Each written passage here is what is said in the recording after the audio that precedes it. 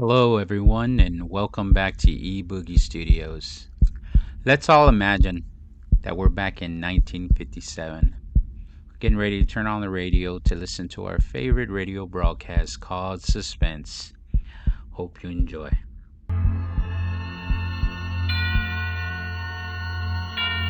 Suspense. And the producer of radio's outstanding theater of thrills, the master of mystery and adventure, William N. Robeson. In a niche all his own, apart from other great tellers of tales of terror, stands the moody, dark, and devious genius, Edgar Allan Poe. Obscure and ambiguous, the rolling periods of his prose are not for the casual reader, no more than for the casual listener. But for sheer suspense compounded of horror piled upon horror, literature offers nothing more awful than the pit and the pendulum. The terror of the Black Pit would have sufficed a lesser imagination, but to this, the macabre intellect of Poe added the inescapable doom of the razor-sharp pendulum, and then piled on the rats and the moving walls of red-hot iron until the edge of the unbearable is reached. Can you take it? Can you listen through the next half hour? Try. Try to listen to Mr. Vincent Price, starring in The Pit and the Pendulum, which begins in exactly 1 minute. This is Bob Wright with the answer to the greatest challenge in cigarette history. The challenge was, can a cigarette be made that will give decidedly better filtration and also give easy draw with full, natural tobacco flavor? The answer is Kent. Kent with the revolutionary new micronite filter that gives Kent decidedly better filtration, definitely less stars and nicotine than any other leading filter brand. Kent, filters, best. The answer is Kent with the full, rich flavor of the world's premium quality natural tobaccos and an easy draw. Yes, of all leading filter brands, Kent filters best. Kent, filters, best. Tomorrow, pick up a pack of Kents with a revolutionary new micronite filter and enjoy the most important advance in the progress of filter smoking. Kent, filters, best. And now, Mr. Vincent Price stars in Edgar Allan Poe's immortal story of punishment by terror, The Pit and the Pendulum.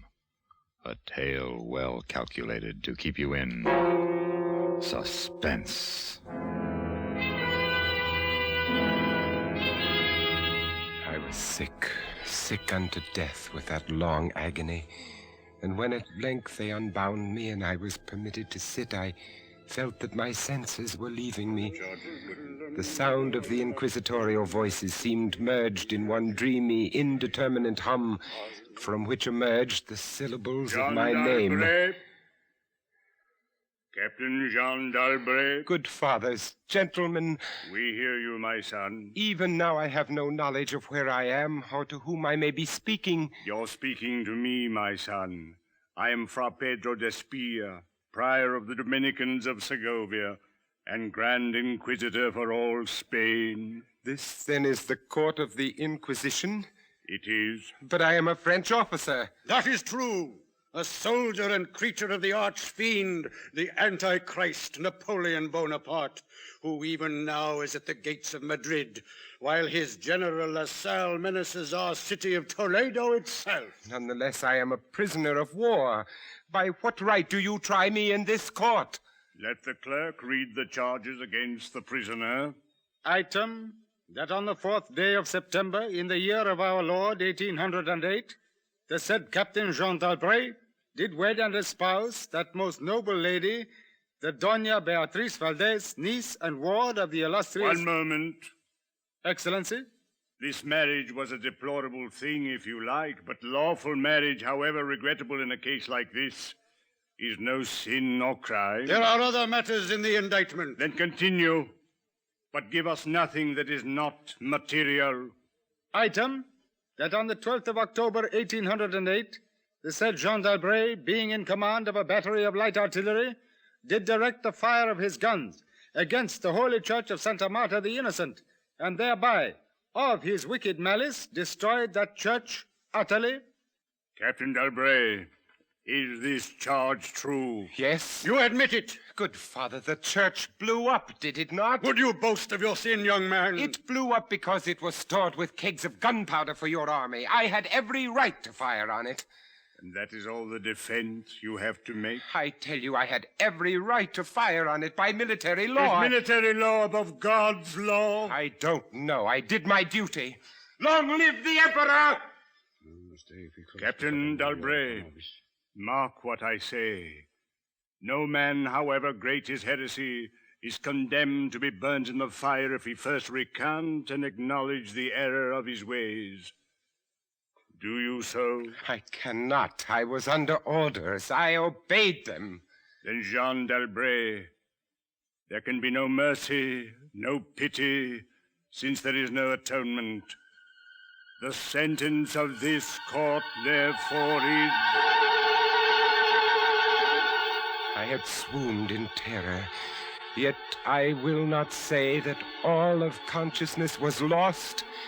In the deepest slumber, no. In delirium, no. In a swoon, no. In death, no. Even in the grave, all is not lost, else there is no immortality for man.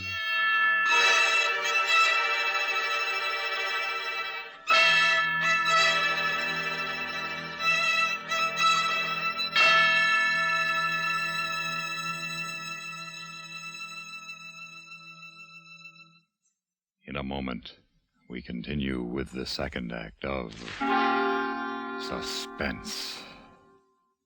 But first, some big news. The bold new Pontiac, the bold new Pontiac, the bold new Pontiac is here. With a Pontiac front seat that lets you in the back seat. Pontiac automatically moves up and back just like that. Pontiac automatically. A portable radio that pulls right out and plays all alone. When you plug it back in, it's a car radio, high fidelity too. What a nice tone. Set your speed on the new speedometer, Pontiac automatically. If you go too fast, a buzzer goes buzz. Pontiac automatically. More good reasons you love the bold new Pontiac. Pontiac automatically. The bold new Pontiac is here. And now, Mr. Vincent Price in The Pit and the Pendulum by Edgar Allan Poe. A tale well calculated to keep you in suspense.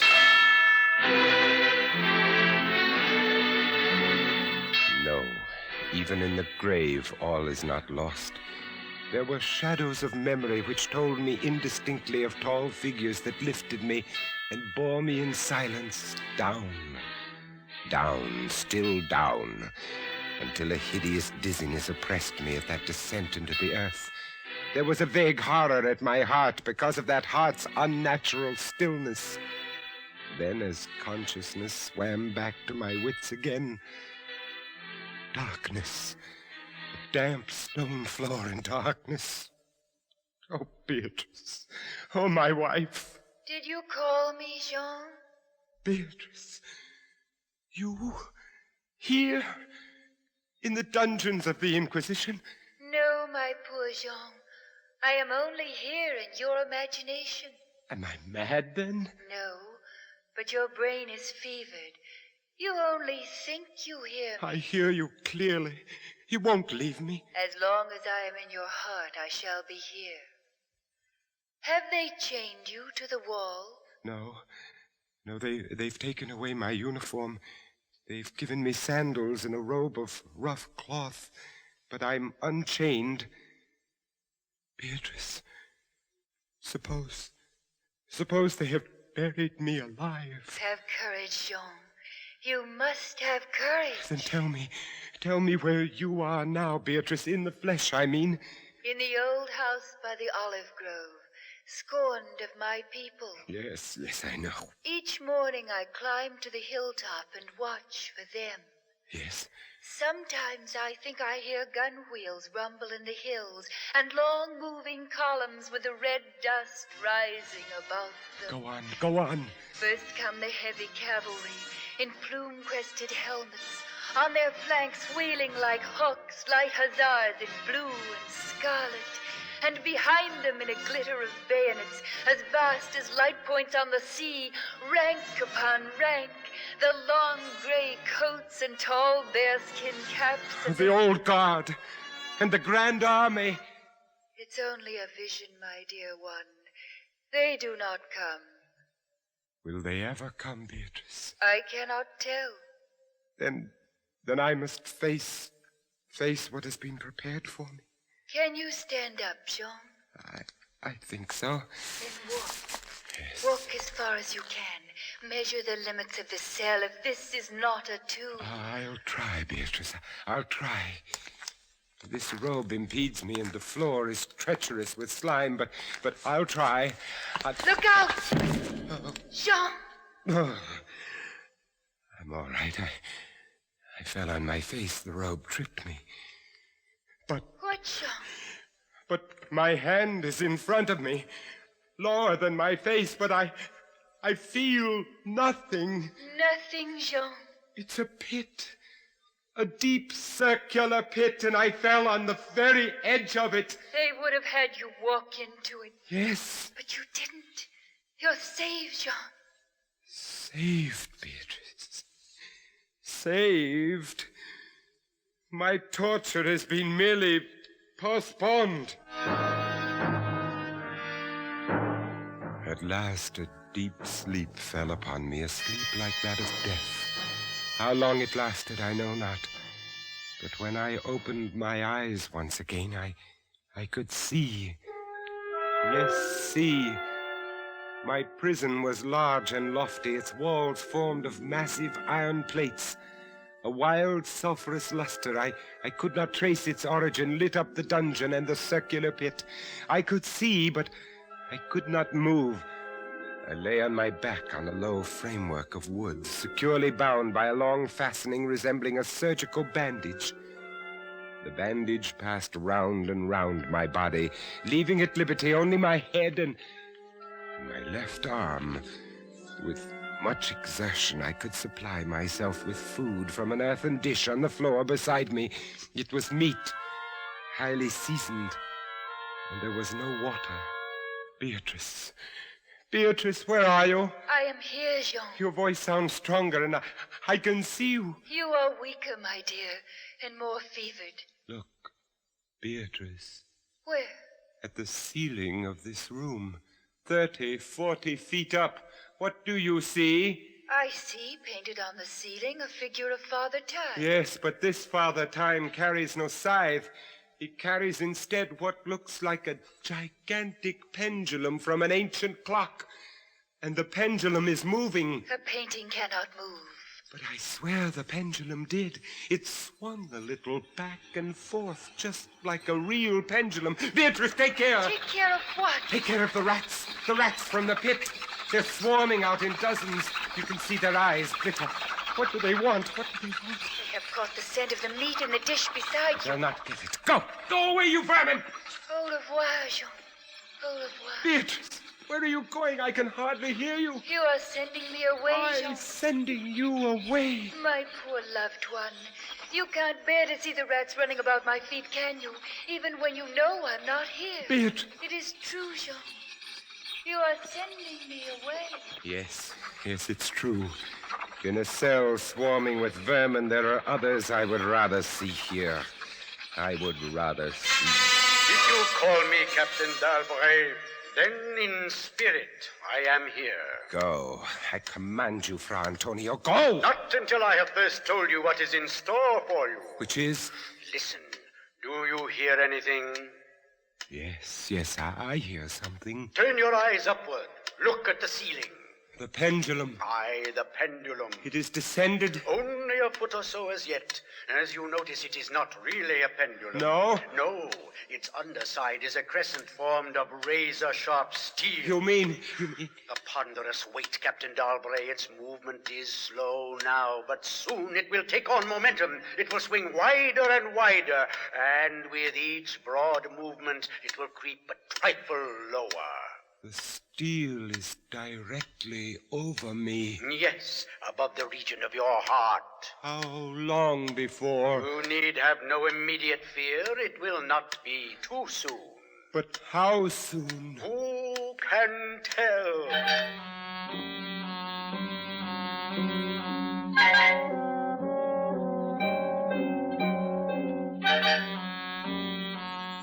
Minutes, hours, days. Who can say how long it was? It might have been many days before that hideous blade swept so closely as to fan me with its acrid breath. Down, still unceasingly, still inevitably down. The sharp steel flashed past within 3 inches of my chest. And then, only then, Beatrice, Beatrice. I hear you calling, Jean. I am here. Oh, Beatrice. Is there no hope, my dear? How can there be? 10, 12 more vibrations, and it will fray the threads of my robe, only lightly as a razor in a delicate hand. There will be many sweeps down before it bites deep. I can't escape it, and yet, if only I could use my wits. You kept me away from you, Jean. You locked me out of your thoughts. If I am here only in your thoughts, why should I fear the rats? The rats? The rats? Do they still swarm here? Across the floor and over the meat platter. Yes. They have taken nearly all your food. Yes, they are ravenous. They have sharp teeth. The meat is oily and spiced. If I take what remains of it, scatter, you vermin! Rub that meat on the bandages that hold me here. Try it, Jean, try. It may be too late. If I move my body of a fraction of an inch up, Try it, I tell you, try. Can I stand those rats crawling across me? Can the flesh bear it? Oh, one of them has leaped on the wooden framework. Another follows. They are gnawing at the bandage. 7, 8 more sweeps of the pendulum. Does the bandage give way? Lie still, Jean, lie still. 10, a dozen rats now. Is death, I wonder, worse than this disgust? A dozen sharp knives could do no better. The bandage has loosened to ribbons. If you move sideways, carefully, and drop to the floor. Beatrice, I can't move. My arms and legs are numb. There is no The power steel to... has frayed your robe. A minute more will be too late. Try. Then with all the strength that is in me and the hatred I bear my enemies... You're free. Yes, the second time I'm free. See, Jean. The pendulum stops. They are drawing it back up through the roof. Each move I make is watched. You never doubted that? No. Yet with all they could do to you, they have failed twice. They will not fail a third time, my dear. Listen. What do you hear? A groaning. A grinding as of metal. It is only the cogwheels of the pendulum. I think not, Beatrice. Why not? It seems to come from behind these iron-plated walls. It seems to shake the dungeon as a mill wheel might shake at it. Stand up, my poor Jean. Get up off your knees. I can't endure any more. Don't you sense even now the odor of the heated iron? Heated iron? Yes, the walls are beginning to glow red. Oh, Beatrice, I have been much humbled, but I won't have you see me in tears. I order you to go. Jean, in the name of Yes, heaven. in the name of heaven, go.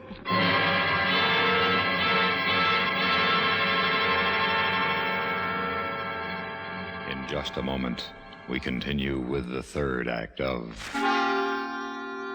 Suspense. More families, far more families, use X-Lax than any other laxative. X-Lax is the preferred laxative for one important reason. X-Lax helps you toward your normal regularity, gently, overnight. Today, many doctors recommend trusted X-Lax for youngsters as well as grown-ups. That's because X-Lax gives you the relief you want, the gentle way that nature wants, without upset. When you take chocolated X-Lax at night, it does not disturb your sleep. And X-Lax is so effective that the next morning you'll be well on your way toward your normal regularity. Seldom, if ever, will you need X-Lax the next day. Little wonder that of all the laxatives made today, tablet, powder, or liquid, X-Lax is the most popular. Next time, any time that you or any member of your family needs a laxative, make that laxative pleasant-tasting chocolated X-Lax. Introductory size, only 15 cents. And now, Act 3 of The Pit and the Pendulum, starring Mr. Vincent Price. A tale well calculated to keep you in suspense. Suffocating heat pervaded the prison. I could draw no breath of air into my lungs. Against the lume of that fiery destruction, the thought of the pit and its coolness came like balm. Does the pit please you, Captain Dalbray? You again? Do you find its contents pleasing? Not the pit. And how shall you avoid it? Look! This dungeon has changed its shape. That is true. The walls are closing in. It was formerly a square, and now it is flattening slowly towards the center to force me into the pit. Of course. It will force you along with me. Again, apparently, you must be told, Captain Dalbray, that you are speaking only to your own sick fancy. I am not here at all. Farewell. Now, flatter and flatter grew the red-hot walls. I shrank back, but the closing walls pressed me relentlessly onward toward the loathsome pit. At length, for my seared and writhing body, there was no longer an inch of foothold. I screamed once. I tottered on the edge of the pit. I averted my eyes. Then there was a discordant hum of human voices, and then a loud blast of many trumpets. The fiery walls rushed back. An outstretched arm caught my own as I fell fainting into the abyss. It was that of General LaSalle. The French army had entered Toledo. The Spanish Inquisition was in the hands of its enemy.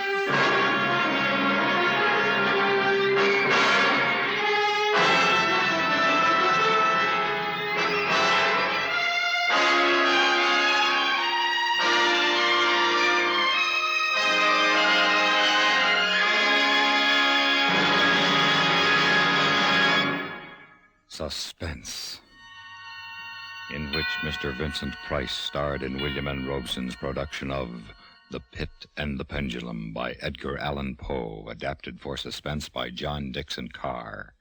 In a moment, the names of tonight's supporting players and a word about next week's story of Suspense. Here's good news for everyone who appreciates fine music.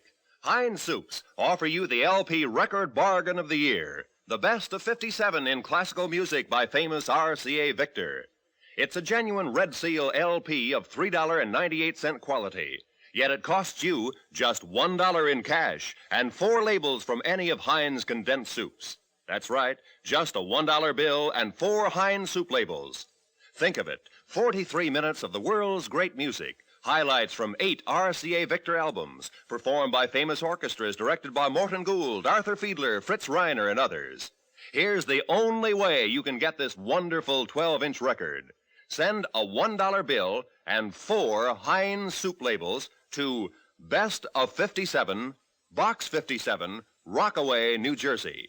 I repeat, Best of 57, Box 57, Rockaway, New Jersey.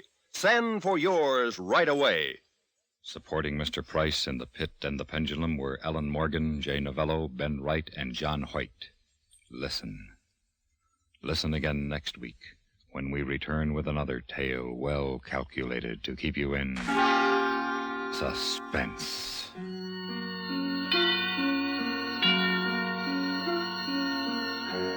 America listens most to the CBS Radio Network.